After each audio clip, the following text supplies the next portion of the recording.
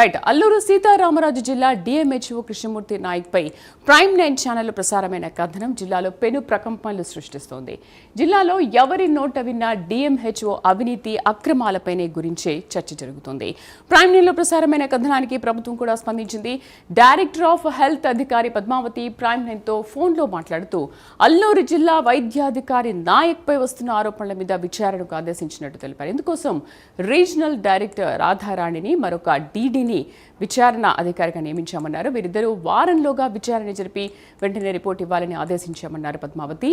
DMHO Naik పై అనేక ఫిర్యాదులు కూడా వచ్చాయని, ఆయనపై కఠిన చర్యలు తీసుకుంటామని తెలిపారు.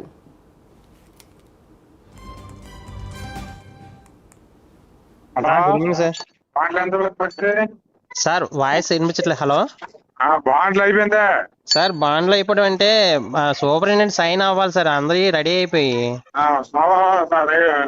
సావారం రెడీ చేసి తీసుకురండి. Okay sir, sure. బాండ్కి 500 రూపాయలు చెప్పారు, కలెక్ట్ చేసి తీసుకురండి. డిమాండ్ దాస్ అని మేడం, నేను ప్రైమ్ 9 న్యూస్ ఛానల్ అల్లూరు జిల్లా ఇన్ఛార్జ్ మేడం. చెప్పండి మేడం. ఏం లేదు మేడం, ఇప్పుడు అల్లూరు జిల్లా డిఎంహెచ్ఓ గారు ఆయన చాలా ఎలిగేషన్స్ వచ్చినాయి మేడం. దాని మీద మేము స్పెషల్ స్టోరీ కూడా చేసాం. అది మీకు కూడా నేను వాట్సాప్ పెట్టా. అది ఒకసారి మీరు చూసారా ఏంటి? ఏమన్నా ఎంక్వైరీ లాంటి ఏమన్నా ఉంటాయా ఏంటి? వేస్తున్నామండి, ఆల్రెడీ ఎంక్వైరీ వేసాము. ఆర్డీని ఇంకొక డీడీని ఇద్దరిని వేసాము. ఇమీడియట్ గా కండక్ట్ చేసి పంపించమన్నాను నేను. ఇప్పుడు మేడం అడగండి, ఆర్డీని అడగండి. డేట్ ఇచ్చారు, త్వరగా 1 వీక్ లో పంపించమన్నాను నేను. ఆర్డీ అక్కడ ఉన్నారు కదా, ఆవిడ పోలా రాధారాణి, ఆవిడని అడగండి. ఎంక్వైరీ షార్ట్లీ చేసి ఇమీడియట్ గా పంపించమన్న యాక్షన్ తీసుకోవడానికి. చాలా ఎలిగేషన్స్ ఉన్నాయండి, ఉన్నాయి. నా దాకా కూడా వచ్చింది. అందుకే ఇమీడియట్ గా మంచి ఆఫీసర్ ని వేశాను, ఇంకొకరిని కూడా వేశాను. ఇద్దరిని కలిపి వాళ్ళు చేసి రిపోర్ట్ ఇచ్చేస్తారండి. ఇదిలా ఉండగా డిఎంహెచ్ఓ ఆఫీస్లో మరొకరు ఈ వ్యవహారాలన్నింటిలో కీలకంగా వ్యవహరిస్తున్నట్లు గుసగుసలు వినిపిస్తాయి. ఈయననే జిల్లా వైద్యాధికారికి అన్ని సలహాలు సూచనలు ఇస్తుంటారని టాక్. ఈయన ఒక విధంగా షాడో జిల్లా వైద్యాధికారిగా వ్యవహరిస్తున్నారని టాక్. ఈయన చెప్పింది జిల్లా వైద్యాధికారి నాయక్ తూచా తప్పకుండా పాటిస్తుంటారని, వసూళ్ల వ్యవహారంలో ఆ అధికారిదే కీలక పాత్ర అనే ఆరోపణలు గుప్పుమంటున్నాయి. సదరు అధికారి లాబింగ్ చేయడంలో ఆరితేరారని చెబుతున్నారు. ఈయన గారు అసలు ఉద్యోగం వదిలి గత 3 ఏళ్లుగా జిల్లా వైద్యాధికారి ఆఫీసులో పాతుకుపోయారని విమర్శలున్నాయి. గతంలో జిల్లా వైద్యాధికారి కృష్ణమూర్తి నాయక్ ను సరెండర్ చేయకుండా ఆపింది కూడా ఈయనే అనేది మరో వాదన. ఈయనపై వైసీపీకి చెందిన ఒక పెద్ద తలకాయకు దగ్గరగా ఉంటారనే ఆరోపణలు ఉన్నాయి.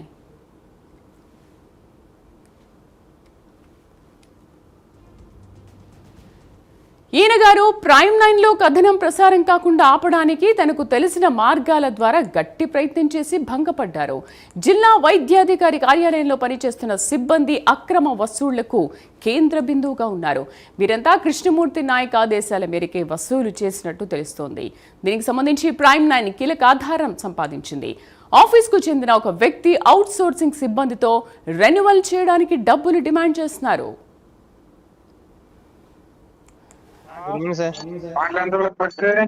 సార్ వాయిస్ వినిపించట్లేదు. హలో బాండ్లు అయిపోయిందా సార్? బాండ్లు అయిపోవడం అంటే సూపరింటెండెంట్ సైన్ అవ్వాలి సార్. అందరూ రెడీ అయిపోయి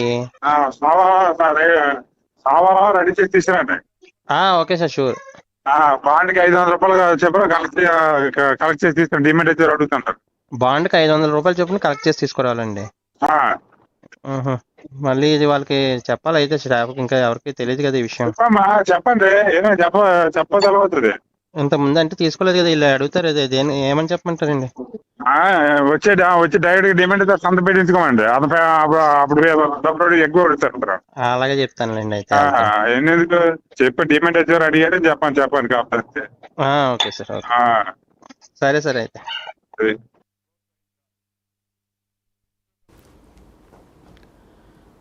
మరోవైపు జిల్లా వైద్యాధికారి కృష్ణమూర్తి నాయక్ అక్రమాలపై తిరగబడ్డ తన ఆఫీసులో పనిచేస్తున్న కిషోర్తో కాళ్ల బేరానికి వచ్చారు. తప్పైపోయింది, మరలా ఇటువంటివి జరగకుండా చూసుకుంటాను, నీ జోలికి రాను, నువ్వు ఏం చెప్పినా పట్టించుకోను, క్షమించు, ఈసారికి వదలేమని బతిమాలుతున్నారు. దీనికి సంబంధించిన ఆధారం కూడా ప్రైమ్ 9 సేకరించింది. దీంతో జిల్లా వైద్యాధికారిపై ప్రైమ్ 9లో వచ్చిన కథనం నిజమని ఆయనే ఒప్పుకున్నట్లయింది. కాబట్టి నేను అట్లా రియాక్ట్ అవ్వాల్సి వచ్చింది, అంతేగాని నేను రియాక్ట్ కాలేదు. నేను ఆల్రెడీ ట్రాన్స్ఫర్ పెట్టుకున్నాను. ట్రాన్స్ఫర్ అయ్యే ప్రయత్నం ఏదైనా ఉంటే చూడు, వెళ్ళిపోతా. లేదు సార్, అంటే ఇంకా మరి మీరే వెళ్ళిపోతాను అంటున్నారు కదా అని మేము కూడా కాంగా ఉన్నాం సార్.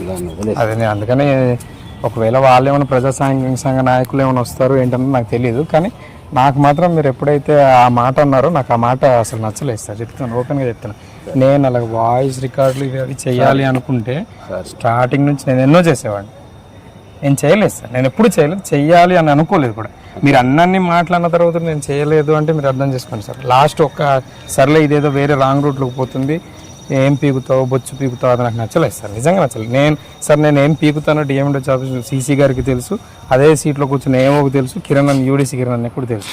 అంత తెగించిన వాడిని విశ్వేశ్వరని నేను కొట్టగలిగా సార్? అది మీరు ఉండబెట్టే కదా మీరు చేయగలిగారు. నేను నాకు తెలీదా సార్? నువ్వు నీకు ఇక్కడ స్థానం ఇచ్చాను, స్థానం కాపాడుకో, వదిలేసి నేను డిస్టర్బ్ చేయను. సరే, ఆ రోజు ఏదో పరిస్థితి బాగాలేక నీతో మాట్లాడాల్సి వచ్చింది. చూద్దాం సార్, ఎలాగైతే చేద్దాం సార్. అంటే మరి మీరు మొత్తం అన్నీ నేను ఇచ్చేయాల్సి వచ్చింది సార్. దాన్ని మరి ఇంకేం వెనక్కి తీసుకోవడం ఇదంటే మరి మీ వాయిస్ రికార్డులు అన్నీ పొల్యూట్ అయిపోయినాయి సార్. అదొక్కటే నేనేం చేయాలని నాకు చాలా రిగ్రెట్ ఫీల్ అవుతున్నా. అది ఎందుకు ఇది అదే నాకు అనిపించినా కానీ నాకు చాలా బాధగా ఉంది సార్. ఎందుకంటే అరే ఆ ఒక్క మాటకి ఎందుకు ఇలాగా సర్లే ఏంటి అని అనుకున్నాను. కానీ నాకు చాలా ఎప్పుడైతే మీరు విశ్వేశ్వర నాయుడు విసిరేసిన ఇంగిలాకు అన్నారో నాకు అక్కడ నేను చాలా హట్ అయ్యాను సార్. వాడేవాడు సార్, ఆ మాటలు అనలేదు. మీరు అన్నారు సార్, ఆయన ఉన్నారు సార్, ఫోన్లో ఉన్నారు, ఆయన ఫోన్లో ఉన్నారు, మీరు అడగండి. లేకపోతే ఆయన సరే వదిలేసి క్షమ.